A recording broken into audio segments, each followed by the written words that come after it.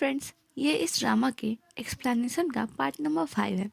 तो अगर आपने इससे पहले के पार्ट्स नहीं देखे तो पहले आप उसे देख ले ताकि ये आपको अच्छे से समझ आ जाए। तो पार्ट 5 की शुरुआत इजुन के घर से होती है। वो वहाँ बैठकर ड्रिंक कर रहा होता है और फिल्मिंग साइट वाली बात सोच रहा होता है कि चाइल्ड कैसे अजीब सी शक्ल बनाकर उसे देख रही थी।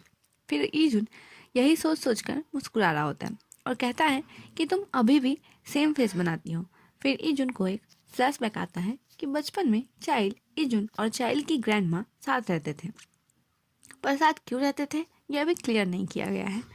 ये तो शायद बाद में पता चले। फिर जब चाइल्ड छोटी होती है तो वो यूजन से कहती है कि ये लड़का मुझसे बड़ा नहीं है, मैं इससे बड़ी हूँ, इसलिए ये मुझे दीदी बोलेगा। तब इजुन कहता है कि नहीं, मैं तुम्हें दीदी नहीं बोलूँगा, तुम बहुत ही ज़्यादा अगली हो। फिर चाइल्ड अपनी ग्रैंड माँ से कंप्लेन करने लगती है और इजुन से लड़ाई करने लगती है।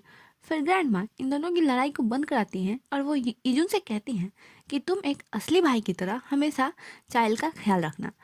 फिर इजुन ग्रैंड माँ को प्रॉमिस करता है कि वो हमेशा चाइल्ड का ख्याल रखेगा और फिर इजुन फ्लैशबैक से बाहर आ जाता है और कहता है कि तुम्हें मैं याद नहीं हूँ, तुम मुझे बिल्कुल भूल चुकी हो। फिर इजुन सोचता है कि एक वीक में तुम्हारा दर्द वापस आ जाएगा। फिर इजुन जब अपने फ़ोन में डेट चेक करता है तो पता चलता है कि एक वीक तो पूरा हो गया है। फिर सीन शिफ्ट होता है और इजुन को फिल्मिंग साइट पर दिखाया जाता है और आज फिल्मिंग का लास्ट डे होता है। फिर एक स्टाफ इजुन से पूछता है कि क्या आप आफ्टर पार्टी में आएंगे, तो इजुन कहता है कि हाँ ज़रूर, मैं तो ज़रूर आऊँगा। फिर इजुन पूछता है कि क्या और सभी एक्टर्स भी वहाँ आ रहे हैं, तो वो कहता है कि हाँ, सेरा तो आ रही है। फिर इजुन चाइल्ड के बारे में पूछता है तो वो कहता है कि हाँ, मैं उससे पूछने अब जाऊँगा। तो इजुन कहता है कि वो चाइल्ड से पूछ लेगा।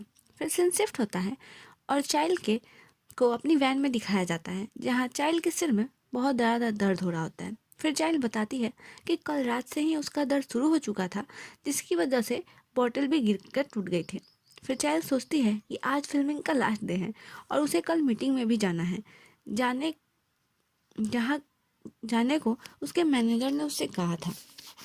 अब वो क्या करेगी? दर्द की वजह से तो उसकी शक्ल ऐसी होती है कि लोग उसे रूड समझने लगते हैं।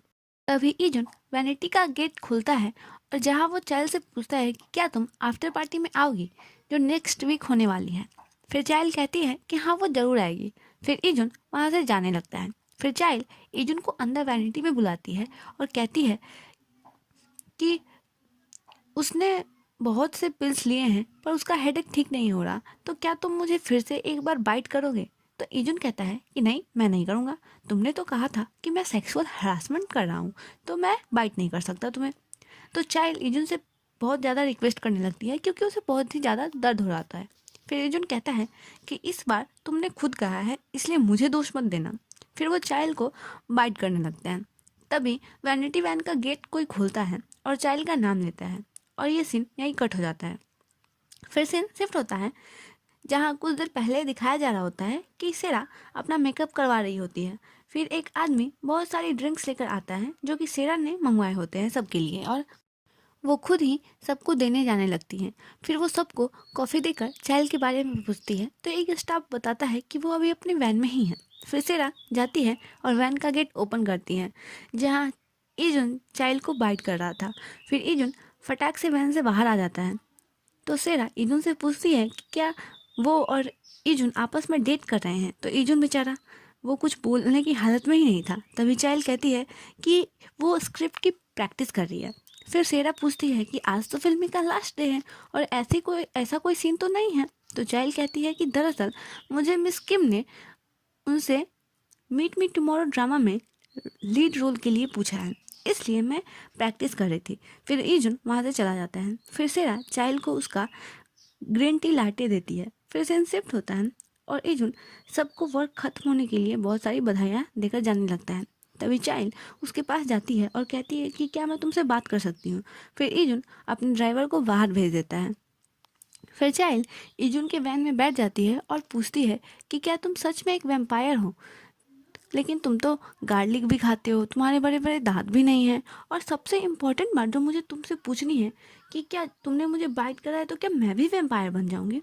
फिर इजुन हंसने लगता है और कहता है कि तुम्हारा दिमाग ख़राब है क्या, ऐसा सिर्फ मूवीज़ और ड्रामाज में होता है, मेरे दांत सिर्फ तभी बाहर आते हैं जब मैं ब्लड पीता हूँ, और तुम्हारे सबसे इम्पोर्टेंट बात का जवाब ये है कि मेरे काटने से तुम वेम्पायर नहीं बनोगे।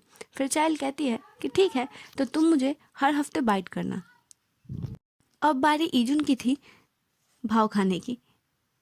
ईजुन कहता है कि नहीं, भला मैं ऐसा क्यों करूँगा, इसमें तो केवल तुम्हारा ही फायदा है, मेरा फायदा तो है ही नहीं। तो फिर चाइल्ड कहती है कि तुम्हें मेरा खून मिल जाएगा पीने के लिए, तुम्हें और क्या चाहिए। तो ईजुन कहता है बिल्कुल नहीं, मुझे खून पीना बिल्कुल पसंद नहीं है।